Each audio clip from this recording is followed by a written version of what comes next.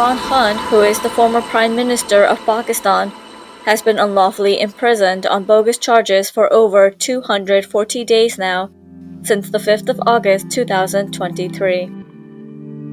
Reporting to you, PTI Founding Chairman Imran Khan's conversation with journalists at Adiala Jail. The entire nation is aware that General Asim Munir is driving the state affairs. It was him, General Asim Munir, who implicated me and my wife in the Tosha Khana reference in an attempt to stifle my spirits. Let it be known that if anything happens to me or my wife, it'll be him who will be responsible. The London plan was plotted with the nexus of General Asim Munir and Nawaz Sharif, and in order to execute it, judges were onboarded and they were especially appointed by the ISI. When I was arrested in August, the police entered my bedroom and took away my passport and checkbook. Then the ISI forced Inam Shah, an employee at Tosha Khana, a witness against me. To sentence me in the Tosha Khana case, financial evaluation of the jewelry set was obtained from a part-time salesman in Dubai. I will sue Chairman Nab and Inam Shah for propping up this bogus Tosha Khana reference against me. Fawad Chaudhry has held a press conference and denounced PTI. However, he was still kept in detention in an attempt to force him become a witness against me. Pervez Elahi and Shah Mahmood Qureshi hold a press conference today. All charges against them will be dropped. The CJP is prioritizing Faizabad Dharna or rallies and brutal cases, but has turned a blind eye to the fact that the civilians are in military custody. There is a plan to assassinate me in the judicial complex on March 18th. The charge of judicial complex was taken over by men in plain clothes 24 hours before my hearing. Why isn't the CCTV footage of the judicial complex being brought forth?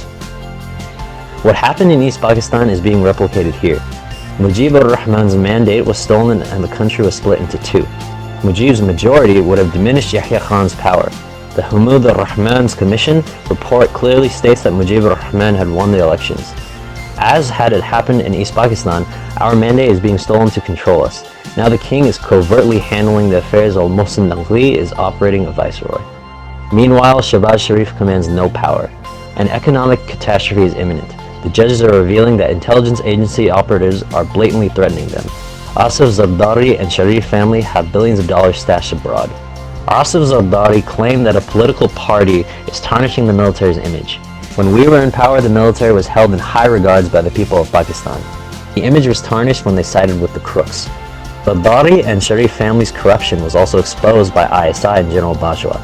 Both of them took cars from Tosha Khana in a clear violation of the law. Why isn't their case being investigated? Before General Asim Munir's appointment, a message was sent through Arif Alvi that we are not your enemies. I called Asim Munir through Arif Alvi to inquire about his London plan. Ali Zaidi was also in contact, and through him, a message was sent to remain neutral and let the country run. We were told not to worry and that they would remain neutral. I will not accept anyone's slavery and would prefer death over it. On a question from a journalist to the founder chairman Imran Khan, asking if he has any hope for justice from Chief Justice Qazi Faiz Isa, Imran Khan remained silent for a while and then said, "The nation is witnessing everything. I don't want to comment on it. The country has changed today and people are cognizant. We were deceived, and through a false flag operation on 9th of May, we were tried to be portrayed as traitors, but the nation clearly rejected the narrative and on February 8th, showed where it stands."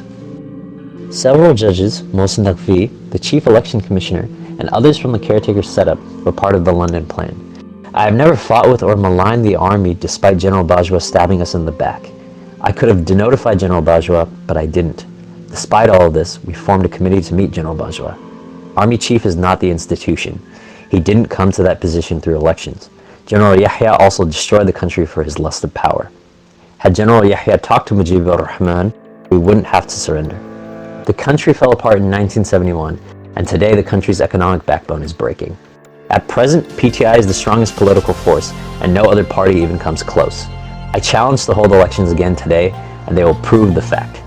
If I can meet General Bajwa twice, despite the fact that he toppled my government, I can negotiate with anyone, because I don't have any personal issue, rather I am fighting for the cause of Pakistan.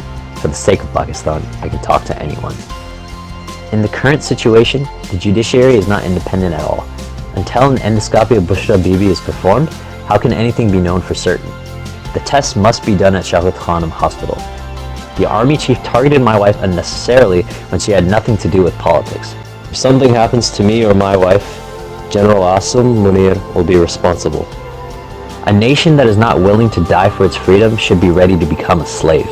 If I step back from politics today, my life will go back to being normal. The status quo forces will continue with their loot and plunder. The ruling elite is completely apathetic. All their money is stashed abroad. PMLN will further get politically decimated when more inflation hits the nation. At this time, the only hope is from the judiciary. I commend and salute those 6 judges who took a stand. All the judges know what is happening in the country. Judges should save the country's future because investment can only hail if the rule of law is established. In a country where judges are being threatened, who will invest? At this time, the nation is looking up to the judges. The judges have to establish the supremacy of law for political and economic stability, and only then can we attract investment into the country. I want to send a message to General Asim Munir. There's one plan that a human makes, and then there's a plan made by Allah. And ultimately, only Allah's plan prevails.